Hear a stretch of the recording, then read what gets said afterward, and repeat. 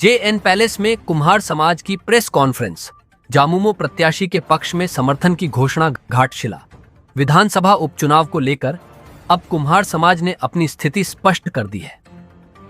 घाटशिला स्थित JN palace में कुम्हार समाज की ओर से एक प्रेस कॉन्फ्रेंस आयोजित की गई, जिसमें समाज के प्रतिनिधियों ने सर्वसम्मति से झामुमो प्रत्याशी सोमेश चंद्र सोरेन के पक्ष में मतदान करने का निर्णय लिया।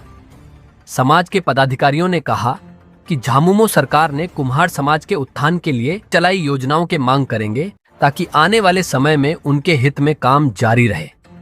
हालांकि समाज के एक वर्ग द्वारा भाजपा प्रत्याशी बाबूलाल सोरेन को समर्थन देने की चर्चा के बीच यह प्रेस कॉन्फ्रेंस राजनीतिक रूप से अहम मानी जा रही है।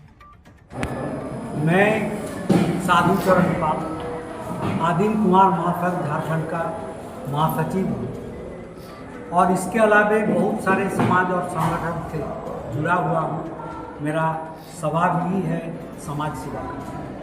मैं शिक्षक था, बीते इलेक्शन में MP के रूप में भी हम खड़ा हुए थे निर्दलीय। तो हम लोग पूरे झारखंड में घूम घूम के समाज सेवा करते हैं। हमारा संगठन आज यहाँ घाटशिला में उपनिर्वाचन आया है। दुख का बात है कि हमारे जो मंत्री जी थे उनका देहांत हो गया। वो जो काम हमारे लिए कर रहे थे वो बहुत अच्छा था। तो हमारा जाति आज इस विधानसभा क्षेत्र में जो माने उसका रुझाव है, सरकार के प्रति रुझाव है। इसलिए सरकार के प्रति रुझाव है, उसका कारण ये है कि ये एक उपनिर्वाचन है और उपनिर्वाचन में सरकार का कोई भी यहाँ सरकार का या विपक्ष का कोई भी कैंडिडेट जीतेगा तो उसका कोई प्रभाव सरकार पर नहीं पड़ेगा। लेकिन हम अगर सरकार का साथ नहीं देते हैं, सरकार का कैंडिडेट का साथ नहीं देते हैं, हमारे प्रति बहुत माने खराब प्रभाव पड़ेगा कि हमारा काम विपक्ष का जो उम्मीदवार है वो अगर जीत जाता है तो 5-4 साल के लिए हमारा कुछ काम नहीं है।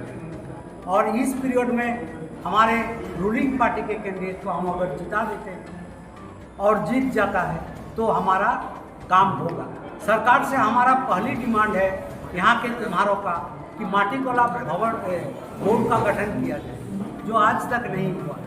और माटीकोला बोर्ड का गठन करके आदिम कुमार के लोगों को ही उस बोर्ड में अध्यक्ष से लेके सारी सदस्य में आदिम कुमार महासंघ जो यहाँ का मूल कुम्हार है, मूल माने आदिवासी है, उसी को रखा जाए। बीते बार हम लोग बहुत अनुनय विनय करके माटीकोला बोर्ड जो गठन हुआ था उसमें एक महिला को भी रख नहीं सके, लेकिन 5 सदस्य है और एक अध्यक्ष है, उसमें एक महिला नहीं रहेगी। ये बहुत दुख का बात है। इस बार हम लोग एकजुट हुए हैं, हमारा मनसा बना है। हम लोग गांव-गांव में हमारे लोगों के साथ घूम रहे हैं और हमारे वर्तमान सरकार के प्रति उसका रुझाव को बढ़ा दिए हैं।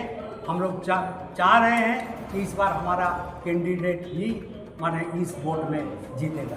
हमारे साथ जुआ कुमार महासंघ के लोग भी हैं और वो लोग आदिम कुमार महासंघ का साथी है, साथ देते हैं। ये तो एक पक्ष हुआ। दूसरा पक्ष ये हुआ कि हम झारखंड बांग्लाभाषी उन्नयन समिति का भी जिला का अध्यक्ष है। सरकार से ये भी मांग हम लोग रखे हैं कि हमारे इस इलाके में जहां झारखंड में 42% बांग्लाभाषी है और बांग्ला का पढ़ाई बंद हो चुका है, स्कूल में शिक्षक नहीं है, किताब का सप्लाई नहीं है। बांग्ला एकेडमी का गठन हम लोग सरकार से मांग किए हुए हैं।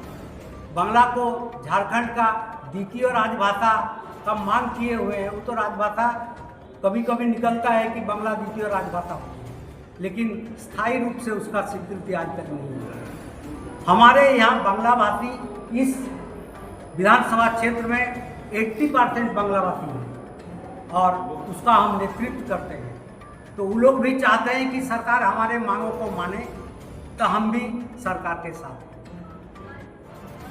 और आप लोगों को धन्यवाद कि आप हमारे यहाँ आए, हम लोगों का इंटरव्यू लिए, हमारा समाज को बात सुने, हमारे कुछ मांग है जो उसका लिस्ट बनाया हुआ है। हम लोग आज हमारे मंत्री जी और एक मंत्री जी आएंगे, उनको ये मांग पत्र सौंपेंगे और रिक्वेस्ट करेंगे कि हमारा मांग पर सहानुभूतिपूर्वक विचार किया जाए। माननीय मुख्यमंत्री जी को ये मांग माने उनके द्वारा रखा जाए और हमारे मांगों को जैसे माने सफल हो, हमारा मांग फुलफिल हो, इसके लिए भी हम लोग माननीय मुख्यमंत्री जी से ये कुछ घोषणा चाहेंगे। मांगों को सफलता के लिए हम लोग माने आशा करेंगे कि हमारा मांग को माना जाए और ये सब जो मांग है आपको भी उसका पत्र देंगे, वो जेन्युइन है, उसको मान लिया है, ये हम लोग उम्मीद करेंगे उनसे, हमारे मुख्यमंत्री।